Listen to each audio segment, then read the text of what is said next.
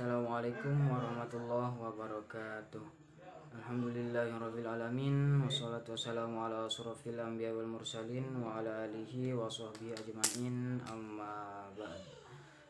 Sebelumnya marilah kita sama-sama bersyukur kepada Allah Subhanahu wa taala yang telah memberikan kita banyak sekali nikmat, di antaranya nikmat kesehatan dan banyak sekali nikmat-nikmat lainnya. Dengan sama-sama melafazkan hamdalah, alhamdulillahirabbil alamin. Yang kedua kalinya sholawat serta salam kita aturkan kepada Nabi besar kita, Nabi Muhammad sallallahu alaihi wasallam. Allahumma shalli ala sayyidina Muhammad wa ala ali sayyidina Muhammad. Allahumma shalli ala sayyidina Muhammad wa ala ali sayyidina Muhammad. Baik, di sini saya Sofyan sebagai pembuka sekaligus penyaji pertama, dan nantinya ada Endang Febriani sebagai penyaji kedua dan Widiawati sebagai penyaji ketiga. Dan adapun topik yang akan kami presentasikan yaitu identifikasi masalah dan variabel penelitian. Langsung saja ke materi. Identifikasi masalah penelitian. Identifikasi masalah merupakan bagian awal penelitian yang harus dilakukan oleh peneliti. Peneliti perlu menguraikan identifikasi masalahnya sehingga masalah penelitiannya menjadi jelas dalam latar belakang masalahnya. Ada beberapa langkah-langkah penelitian, yaitu yang pertama ada pemahaman tentang masalah penelitian. Langkah paling awal dalam penelitian adalah mengidentifikasi masalah penelitian. Dalam kegiatan penelitian, masalah dipahami sebagai adanya kesenjangan antara kondisi real atau nyata yang ada dengan teoritas, atau apa yang diharapkan ternyata berbeda dengan kenyataan yang ada. Kemudian yang kedua, cara identifikasi masalah. Identifikasi masalah penelitian pada umumnya terwujud saat peneliti menguraikan masalah penelitiannya. Identifikasi masalah tersebut merupakan wujud penguraian dan penegasan batas-batas temuan permasalahan penelitian, sehingga cakupan penelitian terfokus pada hal-hal tertentu saja. Dalam identifikasi permasalahan penelitian terdiri atas dua langkah pokok, yaitu penguraian latar belakang masalah dan masalah penelitian. Dan yang terakhir ada tujuan penelitian. Setelah menyusun rumusan masalah penelitian, selanjutnya peneliti merumuskan tujuan penelitian. Rumusan tujuan penelitian berisikan kalimat pernyataan yang menjelaskan secara lugas tujuan yang ingin dan akan dicapai oleh peneliti dalam penelitiannya. Baik, untuk materi selanjutnya saya persilahkan kepada penyaji kedua, Endang Febriani. Silahkan Endang.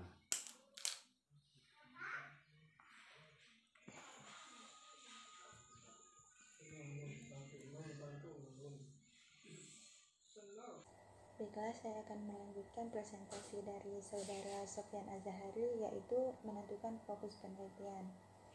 Fokus penelitian adalah pemusatan fokus kepada intisari penelitian yang akan dilakukan. Hal tersebut harus dilakukan dengan cara eksplisit agar kedepannya dapat meringankan peneliti sebelum turun atau melakukan observasi. Dalam memastikan fokus penelitian, mesti kita menyertakan syarat-syarat sebagai berikut. Yang pertama, logis. Di sini lebih dikenakan terhadap penelitian yang akan kita lakukan terkait dengan hasil observasi, bahwa rumusan masalah yang ditemukan harus masuk akal dengan latar belakang yang kita temukan melalui hasil observasi. Yang kedua, rasional. Dalam menentukan rancangan penelitian, selain rumusan masalah yang terkait dengan latar belakang masalah, rancangan penelitian juga harus memiliki nilai rasional dalam menentukan tujuan dan teori yang digunakan, sehingga fokus penelitian dapat disesuaikan dengan keterbatasan dan kemampuan peneliti. Dan yang ketiga, yaitu propaganda. Propaganda merupakan suatu tujuan untuk mempengaruhi pendapat dengan memberikan informasi tidak secara objektif atau hasil pengamatan yang mengada-ngada. Selanjutnya, merumuskan masalah penelitian. Perumusan masalah adalah suatu rumusan yang mempertanyakan suatu fenomena baik dalam kedudukannya sebagai fenomena mandiri maupun dalam kedudukannya sebagai fenomena yang saling terkait di antara fenomena yang satu dengan yang lainnya, baik sebagai penyebab maupun sebagai akibat.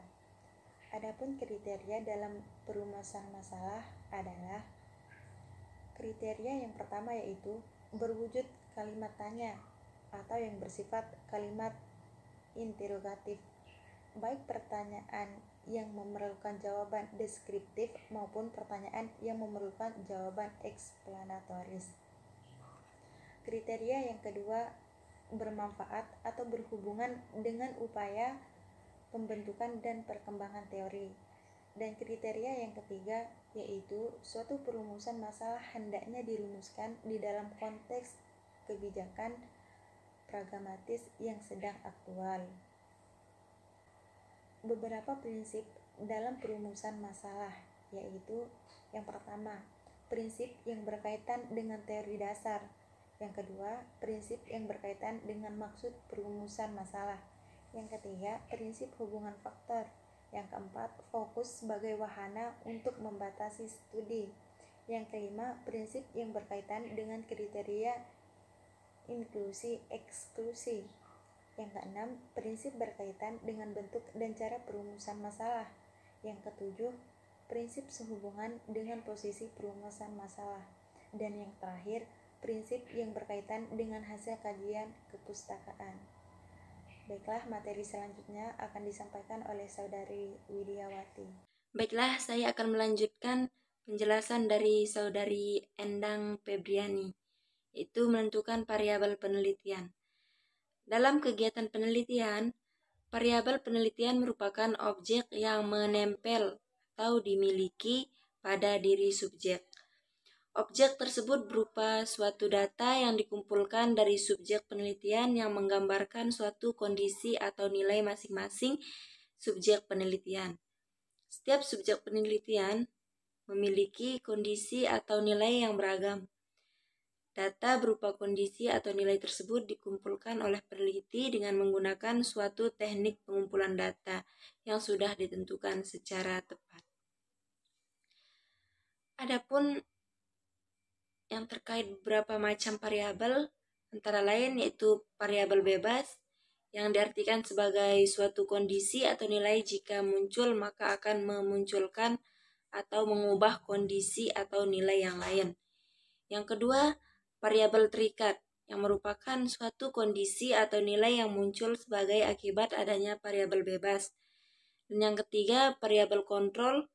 Dalam tulisannya, Azwar menyatakan bahwa variabel kontrol atau kendali merupakan variabel bebas, tapi efek pengaruhnya terhadap variabel tergantung dikendalikan oleh peneliti sehingga pengaruhnya netral.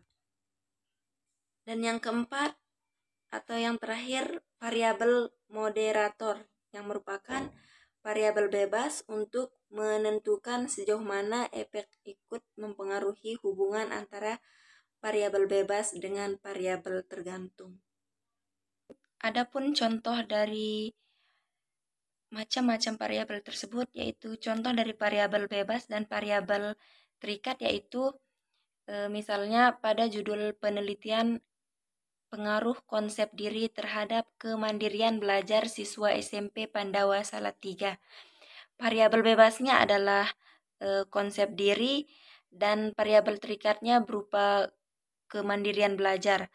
Hal ini disebabkan bahwa kemandirian belajar siswa muncul sebagai akibat adanya konsep dirinya.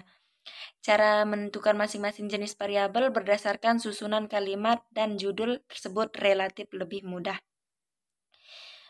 Adapun contoh kedua yaitu misalnya yaitu pada judul penelitian perbedaan percaya diri pola asuh orang tua pada siswa SMA Sinar Bekasi. Variabel bebasnya berupa pola asuh orang tua dan variabel terikatnya adalah percaya diri. Meskipun percaya diri terletak di bagian depan susunan kalimat judul penelitian, ternyata tidak menunjukkan sebagai variabel bebas, justru sebaliknya variabel terikat. Hal ini disebabkan bahwa secara rasional percaya diri salah Satu faktor pembentuknya adalah pola asuh orang tua. Dan untuk contoh variabel kontrol yaitu misalnya seorang peneliti ingin menguji efektivitas dari metode pembelajaran A terhadap keberhasilan belajar siswa. Dalam penelitian eksperimen tersebut, peneliti hanya menggunakan siswa yang memiliki IQ normal dan kondisi sosial ekonomi orang tuanya yang tergolong cukup. Pengendalian terhadap IQ subjek yang normal dan kondisi sosial ekonomi tersebut merupakan penggunaan variabel kontrol. Selanjutnya, contoh dari variabel moderator yaitu misalkan dalam penelitian tentang pengaruh umpan balik dalam latihan terhadap tingkat kecemasan siswa dalam menghadapi ujian. Peneliti juga memperhatikan kondisi sosial ekonomi orang tua dan konsep diri siswa. Baik, hanya ini presentasi dari kami. Semoga bermanfaat. Dan terima kasih kepada Ibu Najah Solehah dan juga teman-teman semuanya yang telah menonton video ini. Semoga bermanfaat. Dan saya mewakili rekan kelompok saya, mohon maaf atas tutur kata yang tidak berkenan di hati ibu dan juga teman-teman semuanya yang menonton video ini. Saya akhiri. Assalamualaikum warahmatullahi wabarakatuh.